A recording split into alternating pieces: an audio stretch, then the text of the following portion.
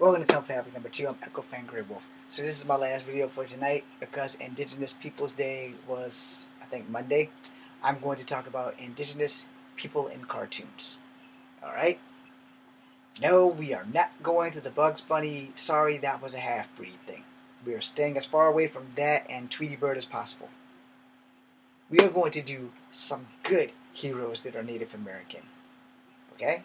So we're going to start with one of the first ones that I believe is Native American that I was first introduced to. Back in 1983, there was a show called Bravestar. Now, it is unknown if Bravestar is actually Native, but he's definitely not a white dude. Okay? So you guys can go Google that and come up with your own opinion. It was basically Snow White in space. Only Snow White was John Bravestar, who crash landed on a planet of something or another and met up with the Trobit people, who were basically the 7 dwarfs who were like purple. And then he met this dude that could turn into his dragon, and this very pretty woman who looks like Ariel from Thundar, only it's not her. Okay? Yeah. I threw Thundar in there. But Thundar's a white dude. Anyway, moving on. John Bravestar, Space Cowboy or Astronaut, whatever you want. When you go Google it, you can let the story play or watch the video. Anyway, he had the Sun Sword, and I think the other guy had the Power Sword. You don't know how it ends, and you don't know if he ever gets home. But you do know that he is a brown person. We are assuming that he is a native because of the name, John Bravestar. Because unfortunately, John is the go-to name for natives. I do not know why. The only native that I know for sure that is not a John is the next native on my list. His name is Charlie Iron Knife. Charlie Iron Knife, name for G.I. Joe, is Spirit. He technically might be the only Native American on the whole freaking team. But Spirit was the only Native American cartoon character where he wasn't made to look like a cheap native. You know, he wasn't like made to look like a $5 Indian. He didn't speak other stuff. He may be the reason why people strongly believe that natives can talk to animals. Because Spirit talked to his eagle Freedom, and Freedom pretty much did what Spirit said. Not that Freedom couldn't have been a very well-trained freaking eagle, but, you know, Freedom. Freedom was the shit. But he also got along with all the animals on the G.I. Joe cartoon, from Timber to Junkyard to, the cat, the parrot. He got along with everybody. And Spirit was a Native American. And you guys should definitely look into the old TV show of G.I. Joe from 1983. Okay? No, I'm not purposely doing this in order, because I'm about to get the next 2 Native Americans, like, order fucked up. However, I do believe Centurions came first. The good news is there was one Native American on the show. His name again was John. His last name was Thunder. John Thunder. So we're going to go to John Thunder right now. John Thunder was the 5th member of the Centurions. The first 3 members of the Centurions was Max Ray, Brilliant Sea Operations Commander, Ace McCloud, Rugged Air Operations Specialist, and Jake Rockwell, Rugged Land Operations Specialist. I might have got that screwed up somewhere. I think Ace McCloud was the Daring Air Operations Specialist. Either way, go Google Centurions. In the last season, Rex Charger and John Thunder became Centurions. So, to fight Doc Terra and his cyborg companion Hacker, they had 5 Centurions by the time the show was ending, but the show never really had a decent ending. I do not know what happened, I do not remember, and I am still searching to find the ending of Centurions. I just can't spell Centurions properly, but anyway. His name was John Thunder. I forgot what tribe he was from. I want to say he was Apache. I still have to do more research because I'm still doing research on natives in Marvel and DC. Okay? But for the sake of arguments, John Thunder was his name, and he was a Native American Centurion. He was also somebody who worked on the ground along with Rex Charger and along with Jake Rockwell. So apparently Jake Rockwell needed some serious ground support. But Jake Rockwell was always my favorite. I do not know if John Thunder and Rex Charger ever got toys. I do know that Crystal never got a toy. And I don't think that the monkey ever got a toy either. Yes, she had a pet monkey. I do not remember her name. But Crystal was always in space. And I think Crystal started dating Rex Charger instead of dating Max Ray. But I don't remember. It's been a long time since those years have passed me by. But I do know they were my only friends because that's all I had on TV. Now, finally, we're going to go to some person that I definitely know is Native. Alright? His name is supposedly John Bravestar, not Marshall Bravestar, because Marshall was the title, it was his job. He was a space marshal. Okay?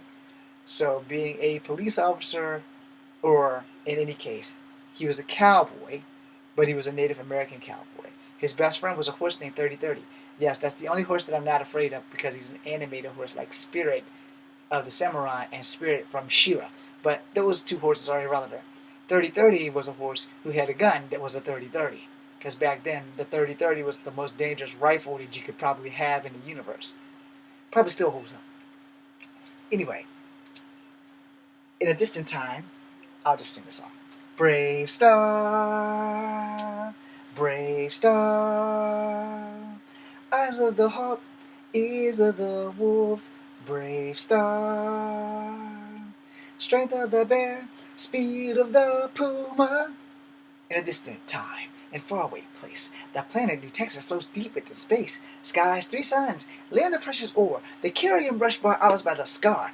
Brave star, brave star, brave star, brave star. And then one day a lawman appeared, with powers of hawk, wolf, puma, and bear. Mystic man from afar, champion of justice, Marshal Jonathan Brave Star. Brave star, brave star, brave star, brave star. Eyes of the hawk, ears of the wolf, brave star, brave star, brave star, brave star. Strength of the bear, speed of the puma. Bravestar was a Native American.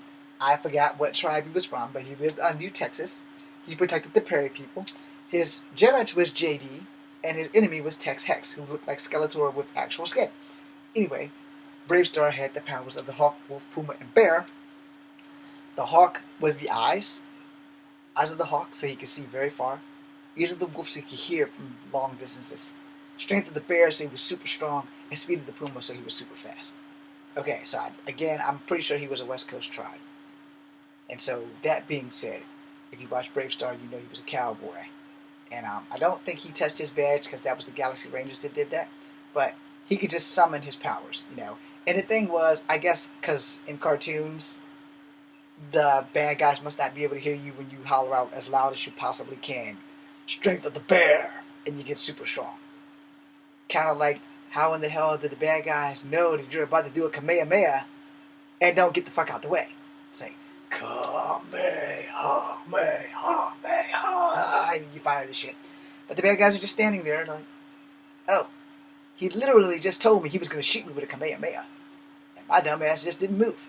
So, in comparison, you could hear Bravestar literally holler, Eyes of the Hawk! And all of a sudden it'll zoom in and he could see everything for miles. And then you could hear him, Ears of the Wolf! And he could hear everything for miles. Speed of the Puma! And he could run for fucking miles. Sometimes he never even needed 30-30. Sometimes him and 30-30 rode and had conversations. And then Strength of the Bear. He literally was stronger than 30-30. When 30-30 morphs, 30-30 is like a built big beast and he stands taller than Bravestar. Of course he does, he's a fucking horse. But it was a good cartoon with native representation. And finally, the last surprise of the night. Gargoyles. But you didn't think it was coming, huh? So, let me explain Gargoyles, because it was the best Disney cartoon ever, and it came out way after Bravestar, so that's why it has to be on this list. You have the Masas. Now, I can relate to the Masas because, like me, they're part black. Alright? The main Masa is Alisa Masa. She is the oldest of 3 Masa children. Her father is Peter Masa. He is a Hopi Indian. Her mother, whose name I can't remember to save my life, is a black woman who has strong African roots. So, that's where the blackness comes from. The funny thing about the cartoon is that the girls look more like their dad and the son looks more like the mom. Alisa and Beth look more native, where Derek Maza looks more black. So Derek was also a police officer. He was the pilot. Alisa was a police officer. Her father was a police officer. Beth's the only one that was in college. Beth was like the youngest. She was like maybe 18, 19. But she found out about the Gargoyles. But eventually the entire family found out about the Gargoyles because Derek got turned into a gargoyle. Anyway, that being said, Gargoyles has a lot of good Native American representation. They introduced the world to Coyote the Trickster. Now, Coyote the Trickster, before we go any deeper into this, Coyote the Trickster changes tribally. I do not know what tribe he actually originated from. But I do know that, like Sasquatch, the legends change tribally. Because in some legends, Sasquatch is a good guy, and in some legends, Sasquatch is not. So the forest giants are the Sasquatches, and as some of them came into the category of good, some of them came into the category of evil, some of them fought each other. It really depends on the tribal person that you are speaking to. Okay?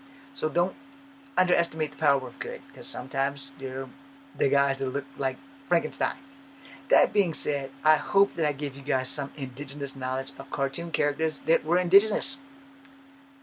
Now, that being said, I need to do more research on the Marvel DC comic thing, and I'm going to do it as soon as I get my Native Voices comic in when I go pick them up. Thank you guys for watching. I am Echo Fan Grey Wolf. I hope that I taught you guys something. I hope you guys share some of my videos. I hope you guys come back. Thank you for watching. This is Kung Fu Havoc number 2. Peace, seeing you.